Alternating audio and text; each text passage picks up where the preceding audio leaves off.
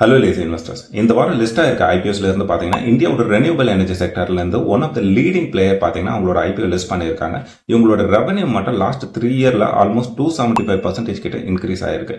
இது என்எஸ்டிஎல் மாதிரி ஒரு கோல்டன் ஆப்பர்ச்சுனிட்டியா தெரிஞ்சுக்கணும்னா இந்த வீடியோ ஸ்கிப் பண்ணாம முழுசா பாருங்க. இந்தியாவோட ரெனியூபிள் எனர்ஜி ப்ரொஜெக்ஷன் பாத்தீங்கன்னா ஆல்மோஸ்ட் 500 ஜிகாவாட்டா இருக்கு. இதுல சோலார் எனர்ஜி பாத்தீங்கன்னா ஆல்மோஸ்ட் 280 ஜிகாவாட்டா இருக்கு. இதுல one of the leading player தான் பாத்தீங்கன்னா விக்ரம் சோலார். இவங்களோட ஐபிஓ தான் பாத்தீங்கன்னா இப்ப ரோல் அவுட் பண்ணிருக்காங்க. இது ப்ரீ அப்ளிகேஷன் ஆல்ரெடி ஓப்பன் ஆயிடுச்சு. இது பாத்தீங்கன்னா 19 ஆகஸ்ட் டு 21 ஆகஸ்ட் வரை ரீட்டைல் இன்வெஸ்டர்ஸ்க்காக ஓப்பன்ல இருக்கும்.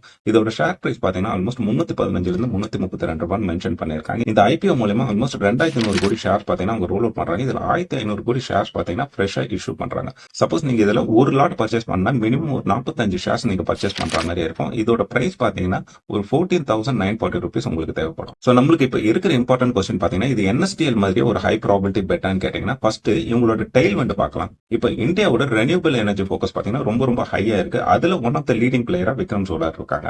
அதனால இவங்க டெய்ல் வந்து பாத்தீங்கன்னா ரொம்ப ஃபேவரபிளா இருக்கு.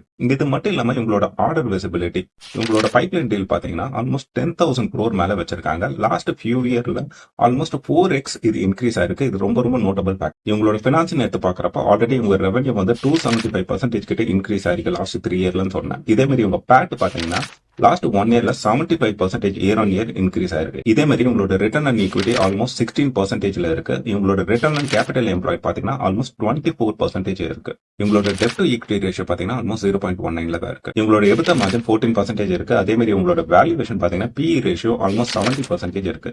இது இண்டஸ்ட்ரி ஆவரேஜ் கூட கம்பேர் பண்றப்போ கொஞ்சம் எலிவேட்டடா இருந்தாலும் நம்ம அதை மட்டுமே வச்சு பார்க்க கூடாது. இவங்களோட இயர்னிங் பேஸ் பண்ணி நம்ம அதை கால்குலேட் பண்றப்போ இவங்களோட பெக் ரேஷியோ பாத்தீங்கன்னா ஆல்மோஸ்ட் 1 கீழே இருக்கு.